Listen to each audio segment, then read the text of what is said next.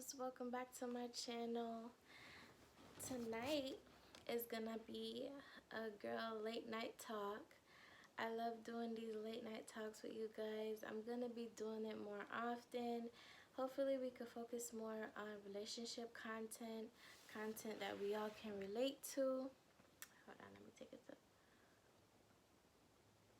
Yeah, and we're gonna sit together. We're gonna talk about things. We're gonna get deep and personal. We're gonna just help each other heal. We're gonna talk about things that we've been through as women. Don't worry, I got you guys covered. If my eyes look swollen, it's because I've been going through it, okay? So tonight's content is gonna be about how to deal with heartbreak.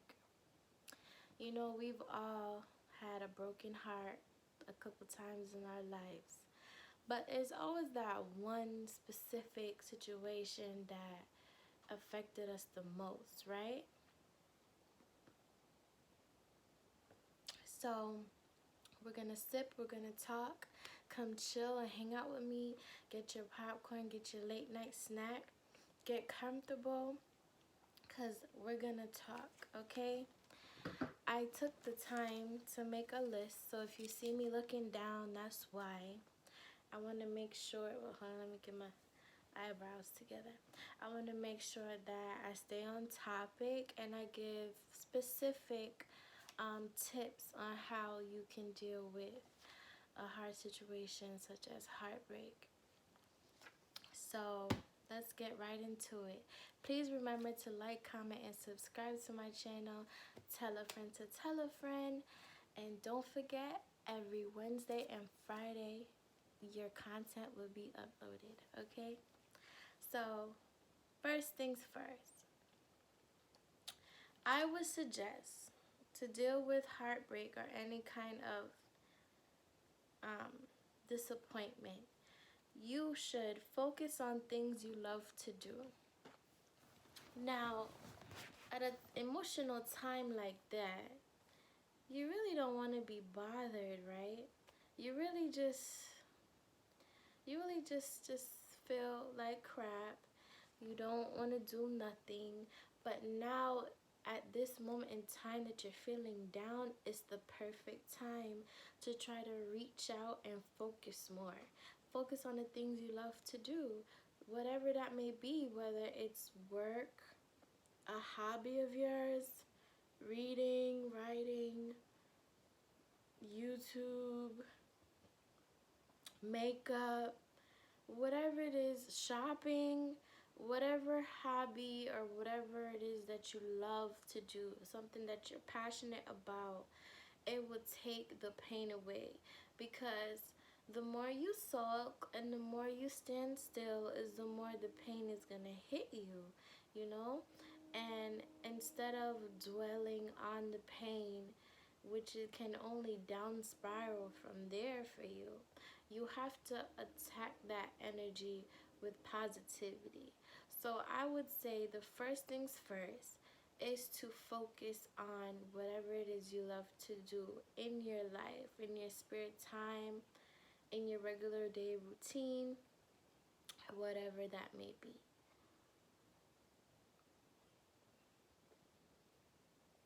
Ooh, I'm not a drinker, guys, and if you notice, it's pretty late. It's about 2 a.m.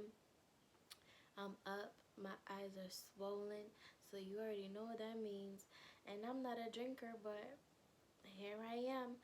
And I'm telling you, if you gotta take a couple sips or if you gotta cry, do it.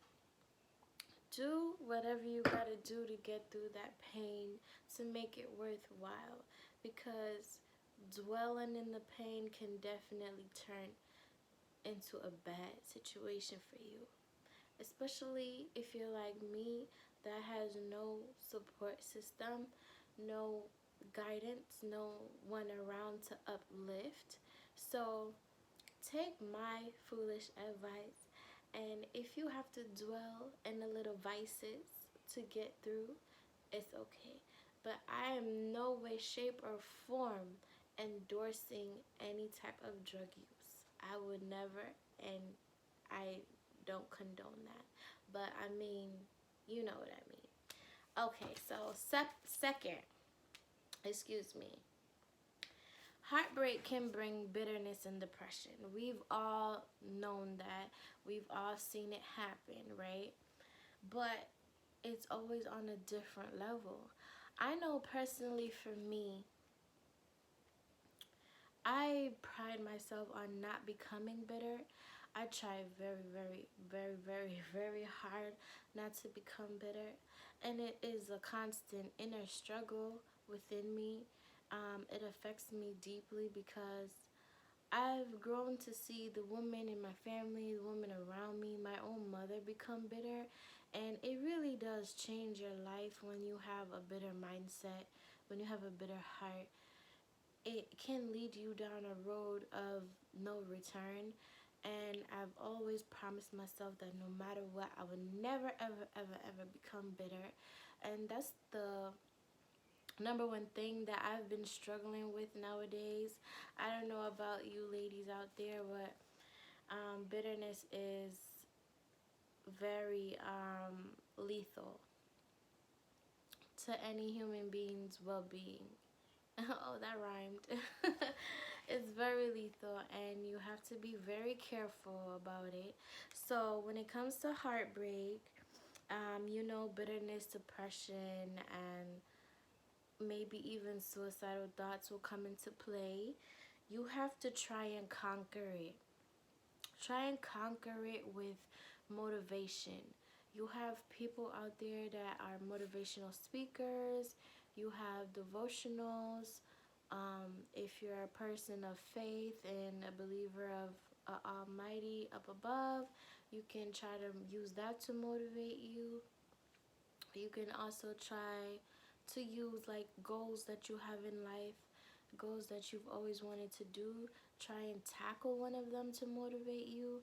You know, sadness as a whole, you have to conquer it with the opposite, which is positivity, which is structure, which is discipline, which is being focused and things of that nature, so that you don't get down. You can't let disappointment and heartbreak keep you down. You gotta keep going. You gotta dig your way out of it. You gotta try. At least try for the sake of your life, because you only have one life to live, and you don't want to waste your time sulking and, you know, getting yourself into emotional distress that will only conquer you. And sometimes when you do give yourself a pity party, excuse me, when you do give yourself a pity party, it's almost as if like it's hard to come out of that place. You ever notice that there's people out there that live 10, 12, 15 years of their life in depression, just feeling stuck mentally and spiritually and emotionally because of that one heartbreak that they went through or experienced. And they sit there stuck for so many years trying to get over it, trying to understand it or figure it out. But I'm here to tell you, it's not for you to figure out. It's for you to pick up the pieces and keep going. Don't waste your life. Don't be another stuck person. It's not worth it. Before you know it, you're gonna have all kind of health issues that you're wondering, how did I get to this place? How did I end up 40 with breathing problems or anxiety or migraine problems, high blood pressure problems? You don't know how you got there, but you got there, and it's because you dwelled in your depression and your bitterness. And I am here to tell you, don't do it to yourself. Try your best to conquer it and motivate yourself no matter what. It's all about the mind. Your mind is a very powerful thing. When I was in nursing school doing psychology 1 and 2, I've learned that you can easily psych yourself out. and don't even realize it. And I think that's the hardest part of human nature, because our minds can go places and take us places that we never imagined. You know, before you know it, you start believing stuff that, quite frankly, isn't even true. For instance, you start telling yourself you're not good enough. You start telling yourself you'll never find love, you'll never be happy. You start telling yourself that life sucks. You know, you have to be careful of your mental process during a heartbreak. Is very crucial to you, okay? So, yeah, dwell in motivational speakers and things of that nature, and try your best to just stay motivated. Next, I would say self-reflect. How can you change the outcome of your relationships? So, ask yourself, what can I do to change it so that I don't get hurt again? What can I do to better the outcome? Especially if you notice that it's a pattern. You don't want to keep going through the same thing over and over and over and over again. No, nobody wants that. Nobody at all wants that, right? So you have to self-reflect in order to heal, in order to get over the pain. So meanwhile you're motivating and you're staying focused on things that you love to do, it's okay to ask yourself, okay, what did I do constantly that I need to change? Because those are the things that are going to give you the answers to the things that you're wondering in your mind. Am I worth it? Am I ever going to be happy? Right? So, pardon me. You have to really dig deep, self-reflect, ask yourself, what can you change in order to have a better outcome in any type of relationship that you may dwell in the near future. It's very important. You don't want to adapt toxic relationships because you're harboring heartbreak and you never took the time to self-reflect. I believe self-reflection is a big deal. I, for one, I self-reflect a lot. I could personally tell you that with every breakup, I'm the one that's going through old messages, because I want to verify to myself, like, yeah, I did good to this person. I was a good person to them. It's very important for you to understand the character that you have within a relationship, especially according to somebody else and how they view you, because you may be thinking to yourself that you're all that in a bag of chips, when maybe that other person doesn't see you that way, or they never did. So my purpose of going back through old messages is for that very reason. I want to make sure that everything added up on both parties, both characters. I want to know that I believed that I was good to you and you believed that I was good to you. I want to know that I am worth it at the end of the day, and maybe it was just simply your loss. I want to self-reflect and say, okay, well, maybe I was too kind, or maybe I was too giving, or maybe I was too nurturing. You know, you always can find a way to understand better. You have to try to understand better, because like I said, everyone needs to heal after heartbreak. You don't want to harbor over it and waste your time, especially after you already wasted your time in another failed relationship. I'm laughing, but it's not funny. As you can see, these eyes are swollen. I haven't slept in about 2 weeks. I haven't slept in about 2 weeks, guys, because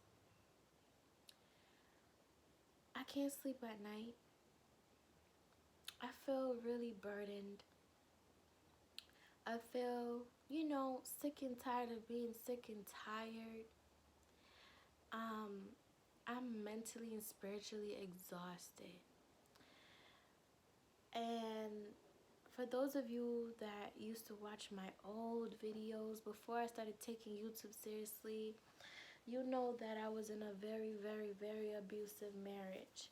And stemming from that marriage, I still have to face it every day. Co-parenting with him is very excruciating. Um, Seeing my children hurt is very excruciating. And not to mention, like, a lot of things that took place in our marriage. It's so funny because it's like now as we're separated for good, now things are starting to reveal itself. So it's like, you're trying to move on and you're trying to mentally cope with a failed marriage, but things are still hitting you and it's hitting you and it's hitting you. And then you have to face the fact that you're a single parent now, which is almost every woman's worst fear, right? Am I right? Well, for me, it is. My husband knew that my biggest fear was being a single mom. He knew that, and I think that's why I stayed so long in the situation, honestly. But after realizing staying doesn't make a difference, trying doesn't make a difference, because I was getting the same outcome. Abuse. Abuse in every way you could think of. And it just came to the point where enough was enough. Whether I could cope or not, I just had to. I had to. So fast forward, dating is new for me. But I won't say that it's so new that I don't have the common sense or the common courtesy to act accordingly, you know?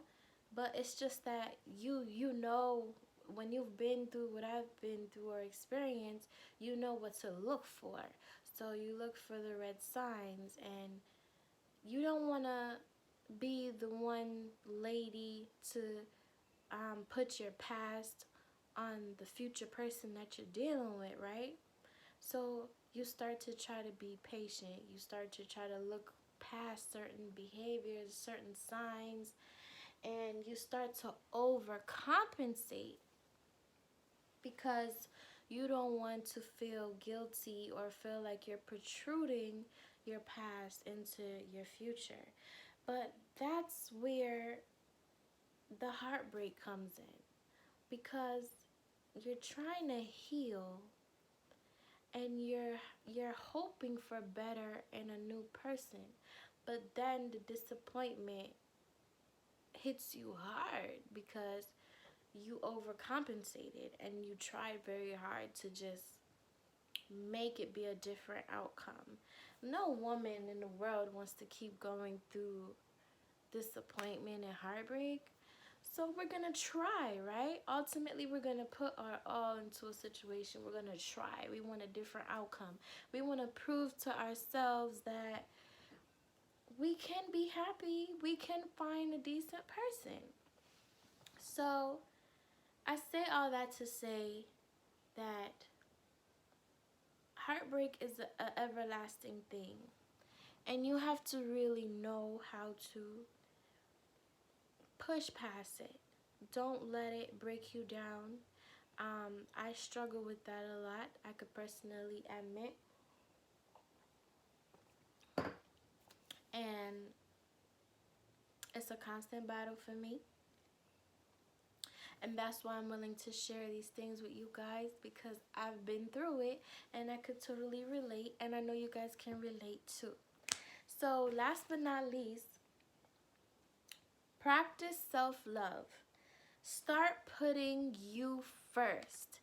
And it's funny because we would like see on TV and social media women practicing self-love and preaching self-love, and it sounds so simple, right? But is it really? Self-love is one of the hardest things to me, because, and back me up, comment down below if you think that I'm right about this, because it's almost as if you're looking at yourself as a price tag. You start to ask yourself like, okay, should I go and do this now because I want to practice self-love? Like, should I wake up tomorrow and go buy a Chanel bag? Or should I wake up tomorrow and just go on a vacation? Like, you start looking at yourself as a price tag mentally because you want to overcompensate for how you're feeling deep down inside. And it's almost like, so what really is self-love? Is self-love spoiling yourself, or is self-love understanding your worth? And I think that's where a lot of us get it kind of misconstrued with self-love. So with me, I personally believe that it's all about self-worth. Don't be afraid to have standards. Don't be afraid to set boundaries. This is the only way you'll be able to truly protect yourself moving forward, and to only achieve maybe a small percentage of a better outcome with somebody new, because then you have a better understanding of what you're looking for, what you could change. Remember earlier I said ask yourself what could you change about your past relationships moving forward.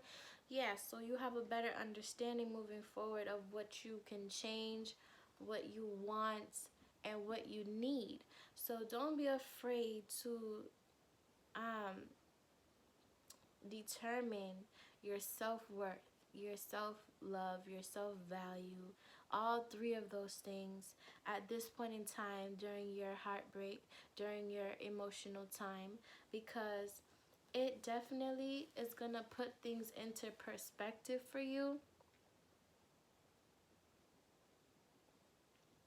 as far as understanding that everything can't be your fault. And you are enough for somebody out there. You are enough for the right one. Don't you ever question it, doubt it, second guess it. There is somebody out there for you. And you just have to understand how to allow them to find you.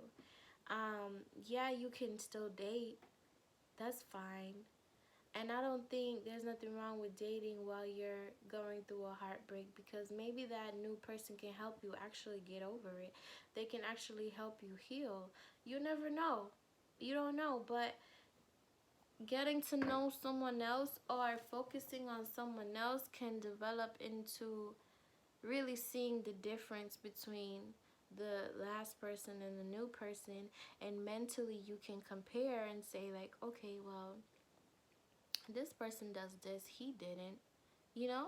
It's all about portraying a mental perception of what it is you really want to achieve in the next situation. Now, according to society, we are taught as women that we just want to get married and live happily ever after. But honestly, I've met a couple women, that's not what they look forward to. They don't look forward to marriage and happily ever after. They look forward to just having a companion. They look forward to just having someone to have fun with. They look forward to just having someone to maintain them financially. Like, you have options. You have options, and always remember that.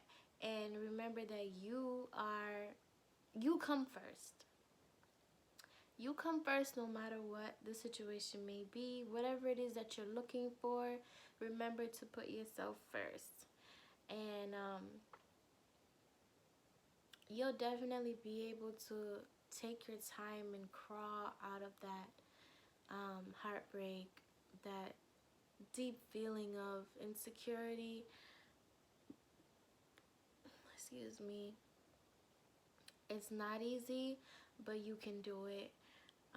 With these tips that I just provided, I hope that I was able to help someone out there. I hope that you guys really do get the chance to heal with me. let's go on a journey together. As I said, I'm going to start doing more relationship content, relationship advice content. We're going to go through this together, sisters. We got this. Okay? We're going to heal. We're not going to let it conquer us. We're going to have better understanding. And we're going to push forward. And that's all I have for you guys for tonight. I thank you so very much for watching my content, subscribing to my channel, and remember to tell a friend to tell a friend. Continue to tune in every Wednesday and Friday. Maybe I'll keep doing some more late night talks because I've been getting some more views doing that. I think you guys really like that. And I'm excited. See you soon. Thanks for watching. Take care.